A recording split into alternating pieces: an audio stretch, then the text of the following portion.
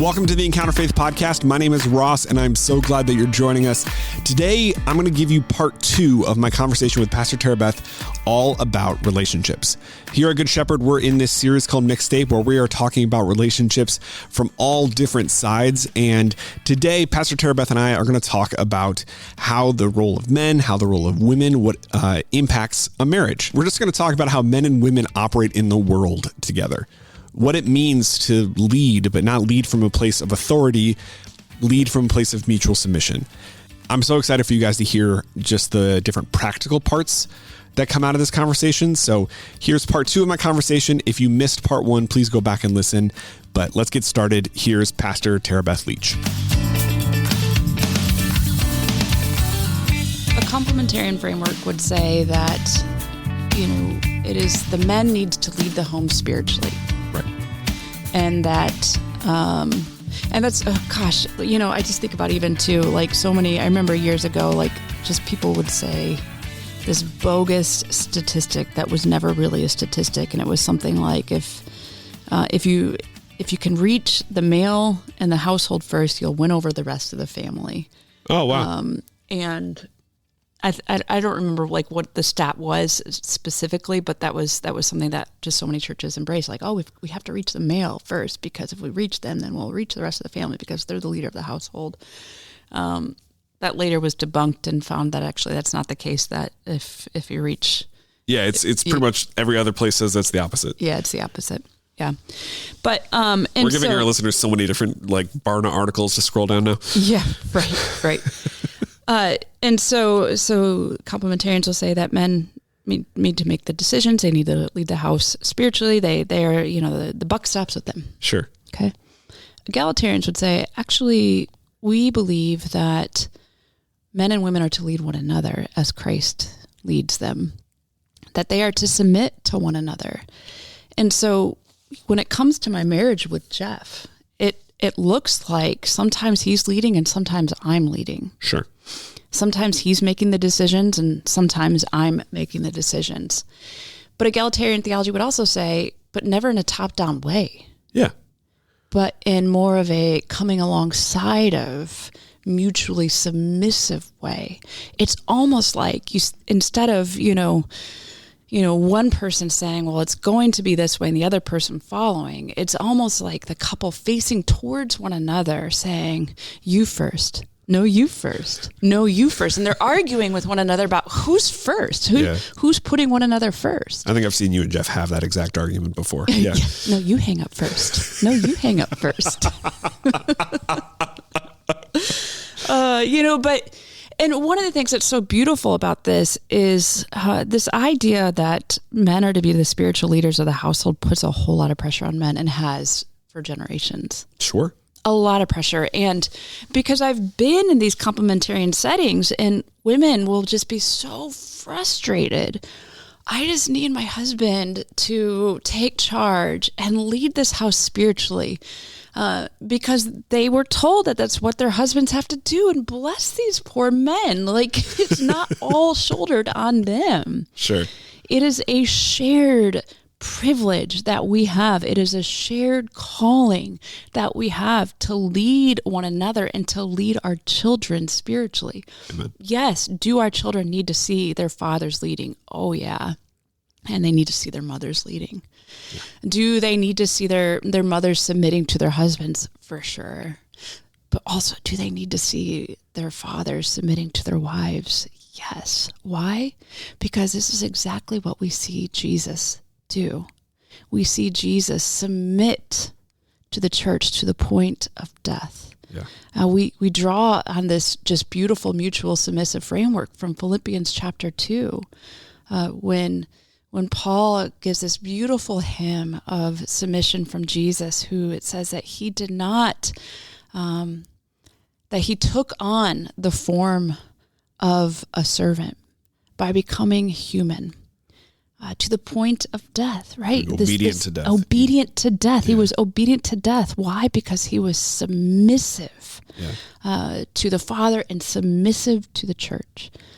And so in the same way then, So when Paul then says in Colossians chapter 3 and Ephesians chapter 5 that husbands are to love their wives as Christ loved the church, he's saying, die to yourselves. Yeah. Die to yourselves, which is where we get this beautiful picture of mutual submission with women and men. So to use you and Jeff as an example, one of the things that I'm curious about is both of you have high profile positions in your fields. Both of you are leaders in your own ways. And I would imagine, like any other marriage, there are certain seasons where it feels almost like, well, this is Tara Beth's turn, where decisions have to be made built around the demands that are placed on you. And then there's seasons that have to be built around Jeff. In some of those transition points is where we find that tension, where one is feeling more overlooked or having to, it's almost as if going the difference between mutual submission versus being like subservient. And I'm curious how you and Jeff navigate those tensions, because it is both of you. I mean, those of you who don't know, Jeff is literally a rocket scientist, which is the easiest way to describe the complex things about what he does. How do you guys manage some of those seasons of transition? Because every married person listening to this knows that when it's their turn in their house, things feel pretty great. You know, things feel like everything's kind of going smoothly. And when it's not, things can get tiring really quick. Yeah, there are so many different times where, you know, Jeff is in the front seat and I'm in the back seat, or I'm in the front seat and he's in the back seat. You know, I will say when it comes to ministry and church, though, it would appear and look like I'm often in the front seat and that I'm the one that people see. However, Jeff sees that very differently.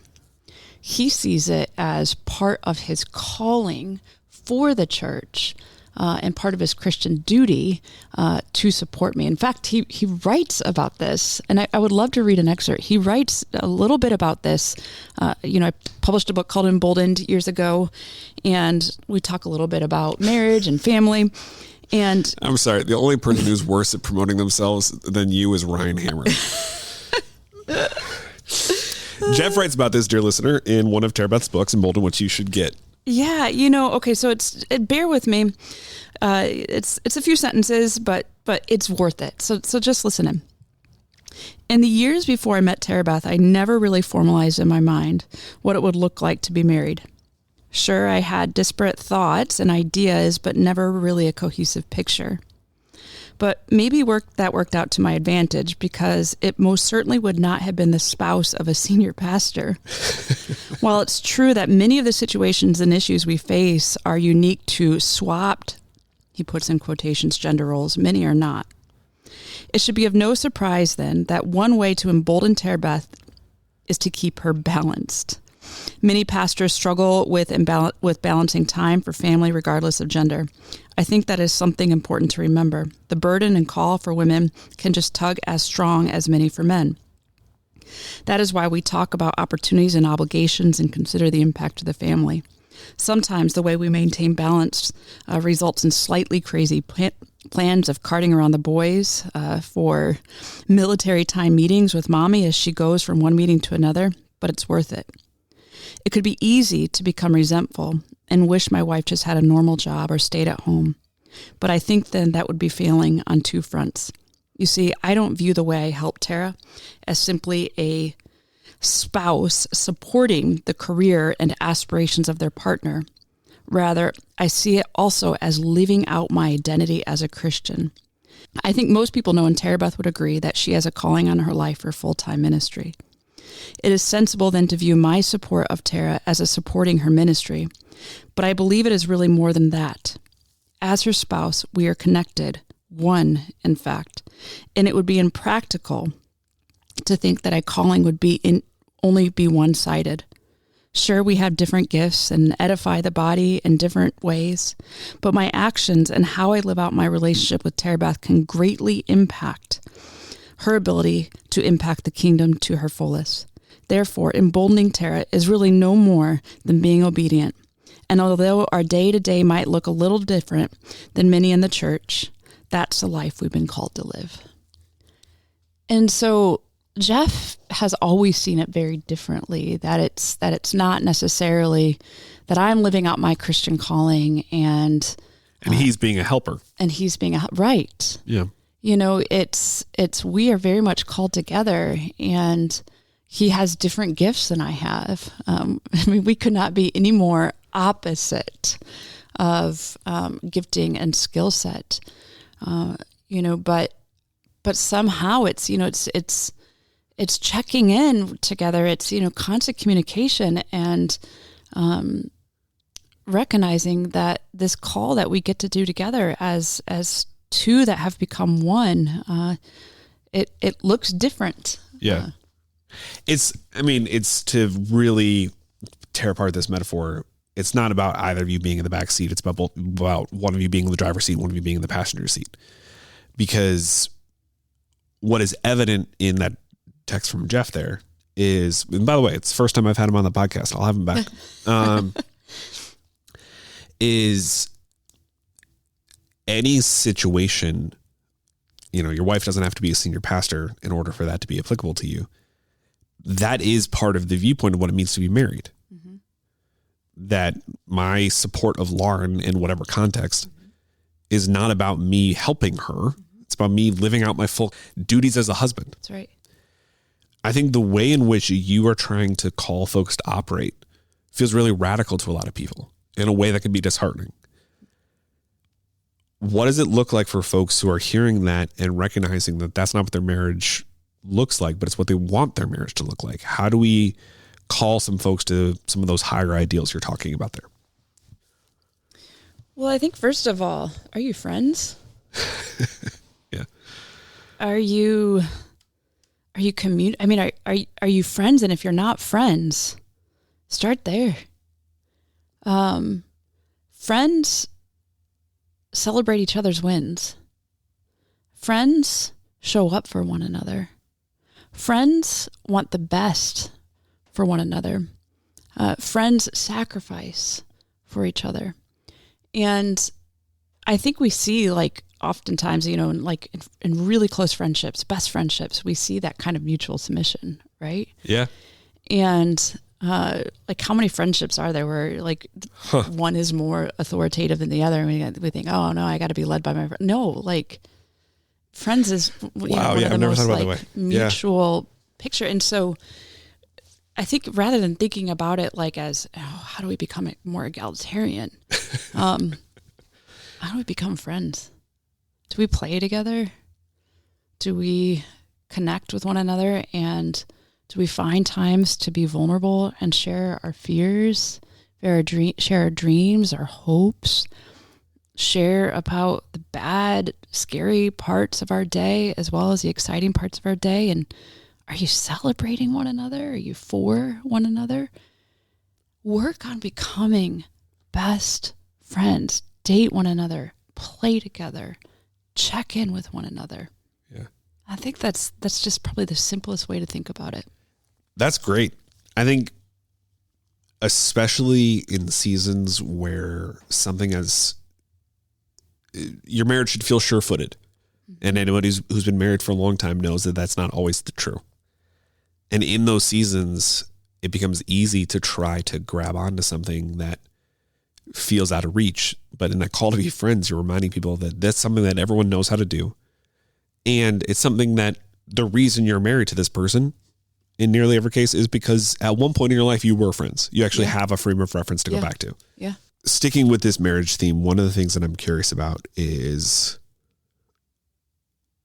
I heard someone say once, the kind of love that sustains a marriage is different because it's a daily choice. The speaker's point was, I don't have to choose to love my kids, but I have to choose to love my spouse, and it's a daily choice to do so. And you can debate the merits or lack of merits with that statement out of context, dear listener. But what I took from it at the time was my marriage was the greatest example of take on my cross daily. Mm-hmm. Yeah. It was where I got to live out some foundational parts of what I believed my ministry to be. Because if I couldn't do right by Lauren in the most intimate relationship I have, then I was building on a faulty foundation. There's a lot of folks who are listening whose marriages feel like there's something missing, that it's not what it used to be. There's folks listening who probably feel like they're roommates with their spouse. There's folks listening who maybe feel really distant. And we had talked about what it means to just be friends with this person. But what I feel like what that conversation is for the folks who are both ready to lean into this conversation. But there's another category of people, which is one person feels ready and the other person isn't. You said before, when you've had conversations like this, that you've talked about how marriage love is, oh my gosh. You said before when you talked about this, that how Christian marriage takes their cues from Jesus, and how it is a self-emptying love. There's a lot of folks who are listening who feel empty and who maybe doubt that their spouse is as empty as they are. What does it look like to call those folks together again? Yeah, it's hard because in marriage, it is fun when we feel the love, when we feel the sparks, when we feel just the butterflies and thanks be to God, like I have a marriage, I've been married for 18 years and I feel like I love my husband. Like I have those emotions. There are days when I don't feel it. Yeah. Right. And there are days when my heart is hard or his heart is hard, or we'll go for hours not speaking to each other and existing in a home. All of those things very much happen. But I think where we've gone wrong in culture is we have put too many eggs in the basket of emotions and what we feel. We've crowned that as the ultimate signifier or the only signifier for how we're doing in a marriage. Yeah. And now I don't want to discredit emotions and feelings. Those are pretty big indicators of how a marriage is doing. Yeah. Pretty big, right? Pretty big signs of green flags, yellow flags, and red flags, how we're feeling. Also, at the same time, even when we're not feeling it, what does it look like to practice this self-emptying love simply out of our Christian duty? Yeah. Simply out of our Christian duty. And learning how to serve and to care, to quote, unquote, wash the feet of the other, to turn towards one another. And then could it be that those feelings, those sparks, those moments that we had in the beginning, that maybe we get glimpses once we learn that first. Once we learn the self-emptying love, the way of the cross, the way of Jesus, of loving one another that way first, rather than chasing after just a feeling. Yeah. So we talked about how this plays out with church context. We talked about how this plays out with marriage. But I also think a really important part of this conversation is how it just plays out to men and women interacting generally. Mm-hmm. One of the things that I'm mindful of is that sometimes guys in these conversations can be well-meaning and sort of have different versions of I'm not the problem, but by not being part of the problem, you're not part of the solution. Mm-hmm. And this is a lived experience that we do have to recognize impacts men and women differently in today's cultural moment in America. One of the things that I'm curious about is what does it look like for you in egalitarian platonic relationships, for lack of a better descriptor, that live up to some of these ideals you're describing? Like, what are some of the characteristics of those relationships? Okay, so I think we need to return back to our understanding of authority and power first, okay? Because power and authority has gotten real wonky in today's world, and we're afraid of it. Yeah. Because there's been so many misuses and abuses of power and authority. And in the other sense, we often want people to exercise power and authority in ways that are ultimately not reflective of the kingdom of God. Yeah. So we think of oftentimes power and authority as something where one is exercising power and authority over someone. And usually that is very top down. It's authoritarian or authoritative, and a lording over, powering over. But that's the type of power and authority that's rooted in the fall. We've got to understand that. That is not rooted in a theology of the cross or the kingdom. It is the backdrop that we see in Scripture with war, with rulers and emperors that misused, or kings that misused their power and caused genocide of people, right? That is a type of power and authority that is rooted and is a result of the fall. We see a very different redemptive thread in Scripture that is ultimately displayed in Jesus. Yeah. We see Jesus exercise power and authority very differently. For example, on Palm Sunday, you have Jesus coming in on a donkey, not a great war horse as a Pilate was, say, on that day.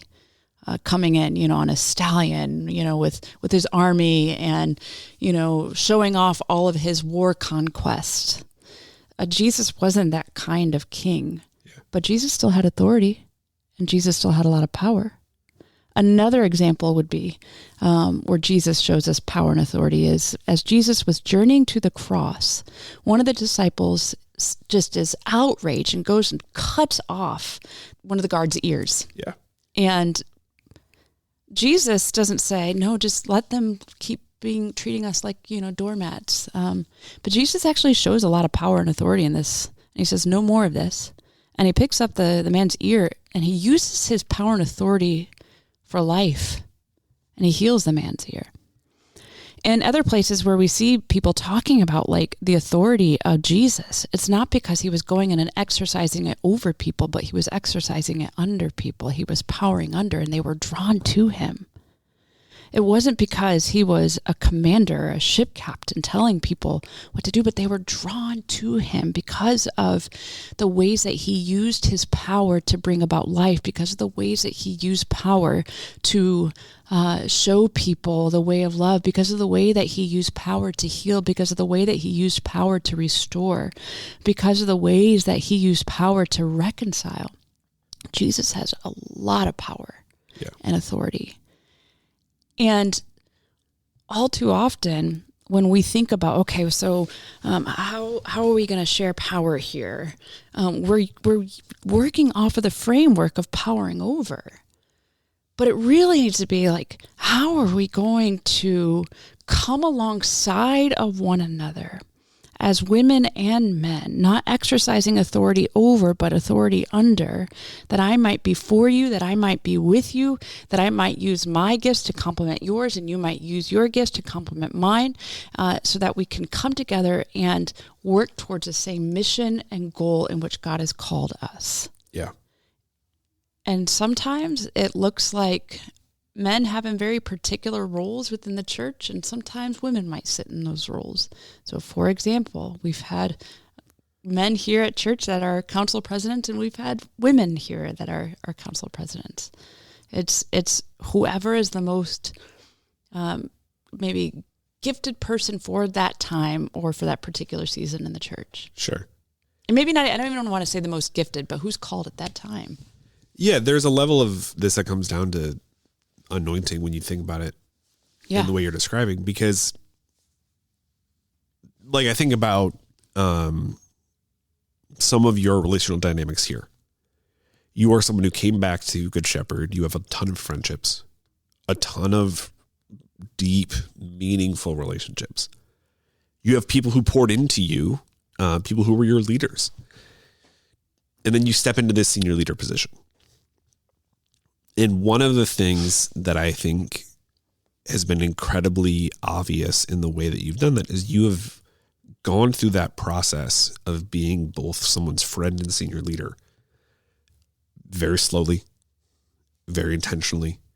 You haven't tried to rush authority. And of course, the irony being that of course grants you greater authority.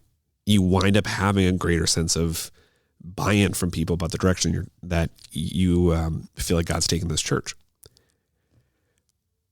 I think it's easy, especially in the culture that we're swimming in right now, for folks to make this type of conversation more complicated. Mm-hmm.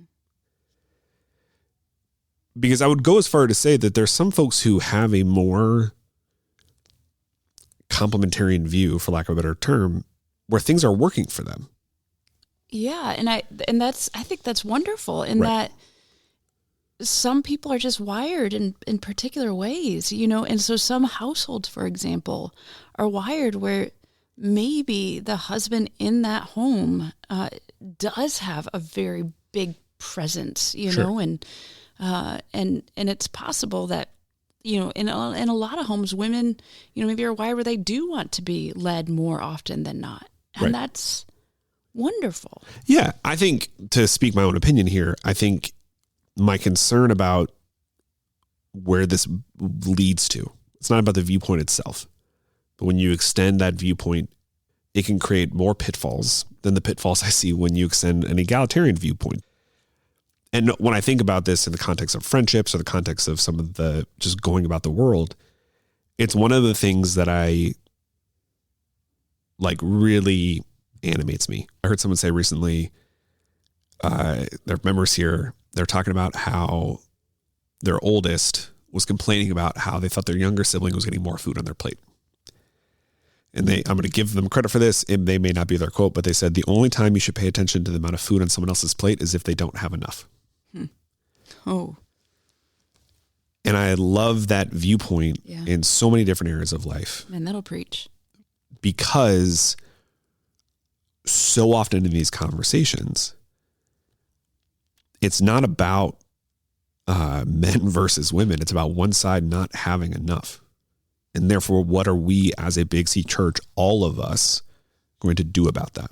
There are women who are listening who have not had their imagination, or have had their imaginations suppressed, who have not been able to live into what they feel like is their full potential. And I think it's a responsibility anytime we have this conversation to speak to that directly, because if I'm that person, I'm curious, what are the ways that you have found that you can lean into your potential, even if you're operating in a structure that, let's be honest, sometimes doesn't want you to?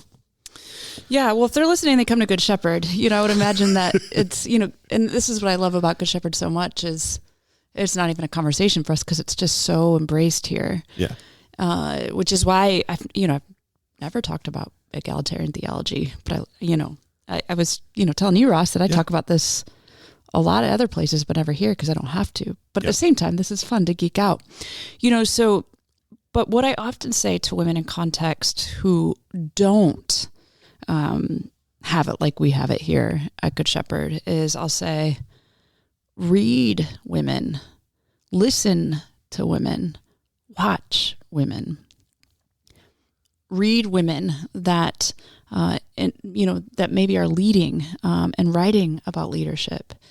Watch women who preach, listen to women who preach, to just find those places to feed your imagination and to nourish your imagination. I say that to men as well. If you're not in a context where you're surrounded by women who are leading, teaching, or preaching, go find them and listen to it so your imagination can be nourished and shaped. And that was my next question, because to me, I want to lean into this idea that if you're a guy who's listening to this and you don't feel like this is your context, what you are therefore feeling is the church continuing to limp along. Right. I'm going to separate all of the practical relationships part of that because I don't know you directly, dear listener, but we can't continue to assume that a few well-meaning folks are going to be able to change this conversation. To me, this is, out of all of the things the church has gotten wrong, and that is a plentiful list, the amount of women who are sitting in our churches who feel like they cannot live into their full potential, who feel like they are a second-class citizen in the context of the church, is the most egregious sin of the Big C church, because it means that we have not lived into all that God is asking us to be. And it is one of the easiest things to rectify, in my amateur opinion. I'm hearing Pastor Jake's voice in my head as far as if you don't like what your church is doing right now, great, you can change it. What does it look like to change some of that culture? You talked about reading and listening to women. Like there's a certain point I would imagine where the safest thing to do is actually to leave. But there's also times where culture can be changed, opinions can be changed, viewpoints, biases can be shifted. Yeah, so I'm working with women all over the country who are facing that question. And by reference, what I mean by that is I'm, part of a ministry that coaches women in ministry. And that's always one of the number one questions, probably the number one question that I get is, how do I change my environment? And should I stay to try to change it, or should I go? Right. And it's different for every person. It depends on their context, and so I always say, is the ground fertile? Is the ground soft? Is the soil soft that it would be able to receive conversations like this? Because in some places it's just icy. The ground is hard, and there's just no chance of that door being open for conversation. And the tragic part there is you have to wind up in a position where you are trusting that someone else will open the door, that someone else will have softer ground, that the work you do is to turn a icy ground into a slightly less icy ground. Yeah. And if it is in an environment that is a male-led environment, it has to be a male. Sure. It cannot be a female trying to change that culture. We need our brothers, again, to exercise the incredible privilege that they've been given, right, to pave the way and make room for their sisters. So where I want to potentially have this be the last part of this thread is helpful versions of making room. One of the things that I'm mindful of in any of these types of conversations is you wind up being in a situation where the person with the privilege is asking the person who doesn't have it what to do. And I want to avoid that. However, I think we're in a context where so much of this conversation has been about this higher vision, this higher ideal, and we're encouraging folks who are listening to apply it to their context. But there are some practical things that can happen. I would imagine in your life, you've had plenty of helpful examples of guys making room and lots of unhelpful examples of guys making room. What are some characteristics of that first category that would be relevant to folks who are listening? Let's talk about how it happened here at Good Shepherd. So a young 20-something female comes in and is hired to lead high school youth ministry. At the time, every pastor was a male, and every person preaching on a Sunday morning was a male. And there were a couple pastors that said, we need to do something about that. Here's someone with gifts to teach, preach. Let's come alongside of her and use our power. I mean, you think about it, like in a church, especially that is like a pastor-driven church in so many different ways. And I know we're congregational-led and ultimately we're spirit-led, but it was pastors that preached. Yep. And you have these pastors who had been serving here for a couple decades who went before me and went to council and used their privilege and power and authority to say, hey, we need to make space for this young woman, and we're gonna have her preach. And oh, by the way, we're also want to set aside money to pay for her seminary and invest in her. And also, we're going to come alongside of her and keep telling her that we believe in her and keep coaching her and keep building her up and keep making space for her. And we want to hear from her. And in meetings, We're going to say, hey, Tara Beth, you've been really quiet over there. How do you feel about that? We would love to hear from you. And they would take my feedback and take my opinion very, very seriously because they were making space for my voice in the room because they believed that they were better for it. Yeah. That is a beautiful example of how, of making space. It's through mentoring. Yeah. Even financing. Yeah. And opportunities, which are like really important ingredients, right? Women need financial investment, women need opportunities, and women need mentoring. Yeah. And probably the three most important ingredients for bringing women up in environments, I had the incredible gift of receiving here at Good Shepherd.